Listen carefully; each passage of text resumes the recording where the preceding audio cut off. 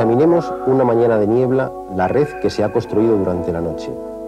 Los hilos pegajosos están cargados de gotitas y, combándose bajo su carga, se han convertido en multitud de catenarias, en multitud de guirnaldas dispuestas en orden exquisito. Si el sol atraviesa la niebla, el conjunto se ilumina con fuegos iridiscentes y se convierte en un racimo de diamantes. El número E ha alcanzado su gloria. Ya hemos visto, cuando hablábamos del número de oro, que hay números que aparecen en los lugares más insospechados.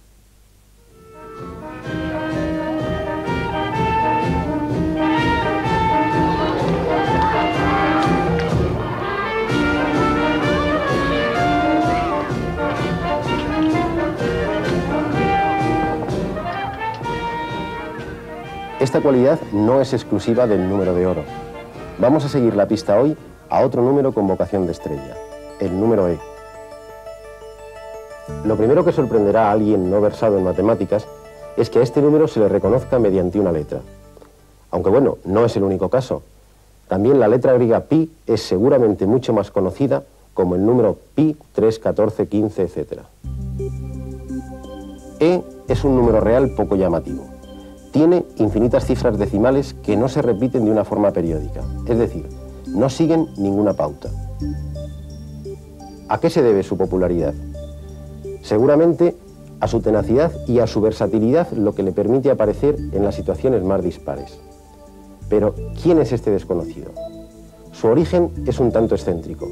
Para conocerlo mejor, hay que remontarse a algunos de sus antepasados. Su más remoto antepasado conocido es un número tan familiar como el 2, aunque eso sí, vestido con ropajes exóticos. Su siguiente antepasado tiene todos los rasgos de la familia.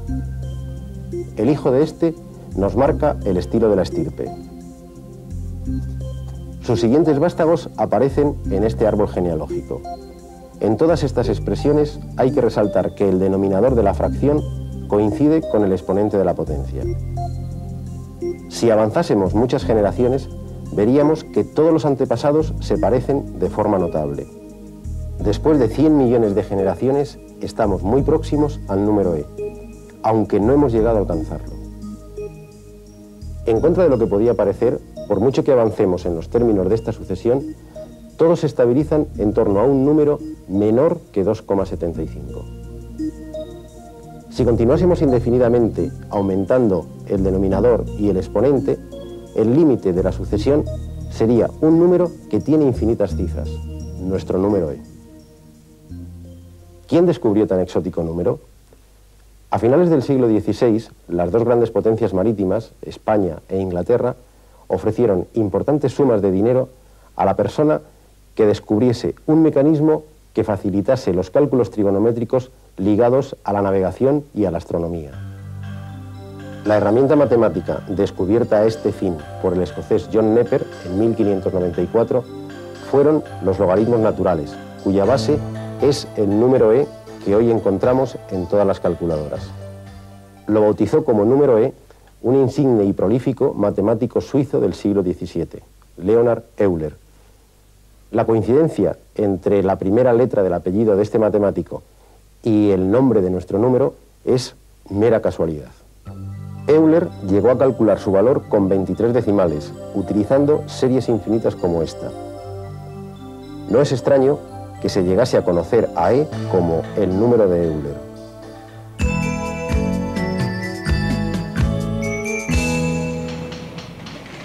Todo el mundo piensa en su futuro. Imagínense que cada año disponen de 100.000 pesetas para invertir en una cuenta de ahorro al 10% de interés. Al cabo de un año tendrán un capital de 110.000 pesetas que viene dado por esta fórmula. C igual a 100.000 por 1 más 0,1 elevado a 1.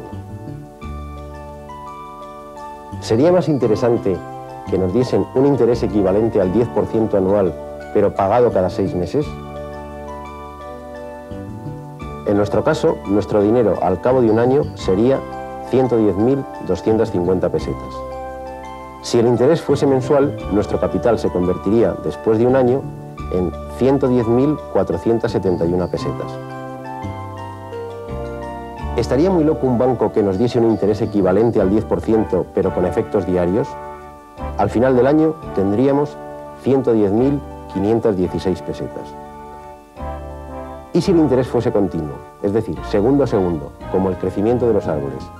En este caso, al final del año, nuestro dinero vendría dictado por el famoso número E, y sería 110.517 pesetas.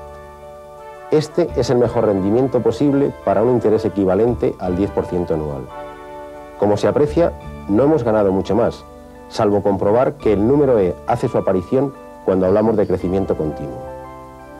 Y el crecimiento continuo es bastante frecuente en la naturaleza. Ningún organismo vivo crece a saltos. Con los organismos sociales, con las poblaciones, sucede algo parecido. Según dijo el famoso sociólogo Malthus, el crecimiento de una población, si no hay causas externas que lo impidan, se produce de una manera continua, más o menos como en nuestro ejemplo bancario. El desarrollo de la población se ajusta a esta fórmula. Una población de P individuos con un factor de crecimiento R, al cabo de T unidades de tiempo, horas, días, años, según el caso, se convertirá, gracias a nuestro amigo el número E, en una población de P por E elevado a RT. Por ejemplo, si un cultivo de bacterias crece a un ritmo tal que 1000 bacterias en un periodo de 1 hora se han transformado en 1221, su factor de crecimiento es aproximadamente de 0,2.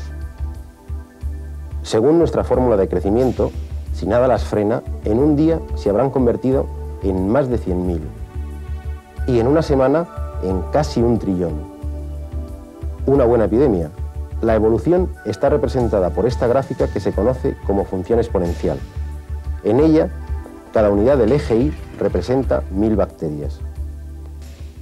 Por fortuna, las bacterias dejarían de reproducirse a este ritmo infernal cuando llenasen el plato de cultivo o cuando no tuviesen más alimentos. La población, en este caso, tendría un límite superior.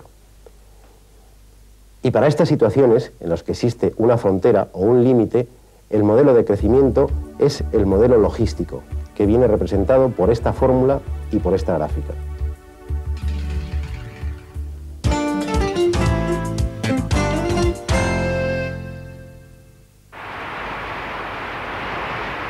El carbono 14 es un isótopo radiactivo que se forma en la atmósfera debido a la acción de los rayos cósmicos. Los seres vivos poseen en su organismo una determinada cantidad de este isótopo, producido por el intercambio con la atmósfera. Este intercambio cesa con la muerte del ser vivo.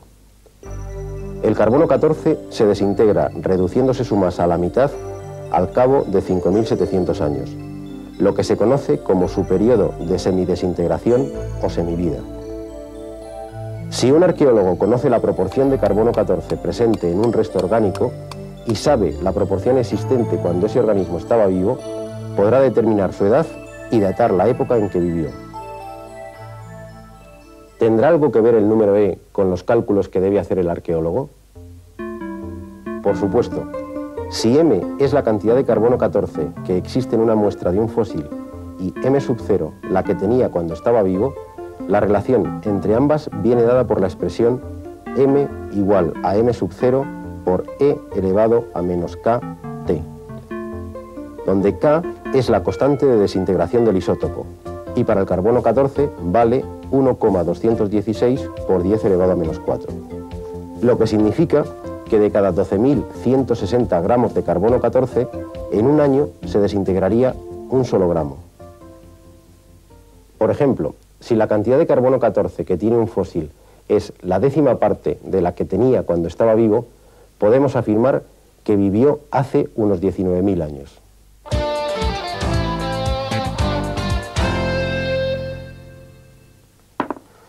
¿Les interesaría saber qué probabilidad tenemos de sacar exactamente 247 veces un número par al lanzar el dado 500 veces?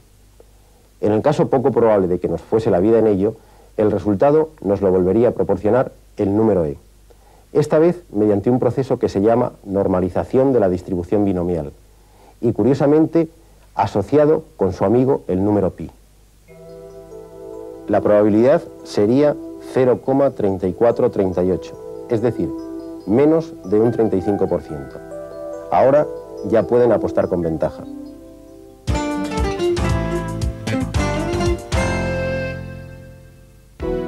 El concepto estadístico de distribución normal, que rige los comportamientos de poblaciones suficientemente grandes, viene dado por una fórmula en la que no podía faltar el número E.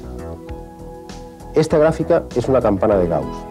Cualquier estudio de una población grande, de características tan distintas como estatura, edad, ingresos, años de estudios, cotización a Hacienda, se ajusta a una curva similar a esta.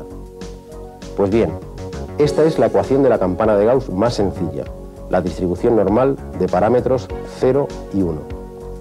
Como se observa, vuelve a aparecer el número E, y otra vez en compañía de su viejo amigo pi.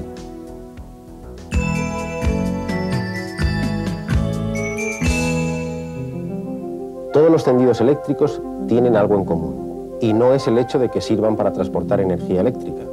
Todos tienen la misma forma. Se llama catenaria. Y colgado de todas ellas está, como siempre, el número E. Esta es la ecuación general de esta curva. La mayor o menor curvatura depende solo del valor que tome el parámetro A. Es la misma curva que podemos observar en los segmentos de estas telas de araña. Aquí aparece el número E inscrito en el hilo de la araña. Valoramos ahora mejor la cita del entomólogo francés Jean-Henri Fabre, cuando describía de una manera tan precisa y a la vez tan poética la omnipresencia del número E. Examinemos una mañana de niebla la red que se ha construido durante la noche. Los hilos pegajosos están cargados de gotitas y, combándose bajo su carga, se han convertido en multitud de catenarias, en multitud de guirnaldas dispuestas en orden exquisito. Si el sol atraviesa la niebla, el conjunto se ilumina con fuegos iridiscentes y se convierte en un racimo de diamantes. El número E ha alcanzado su gloria.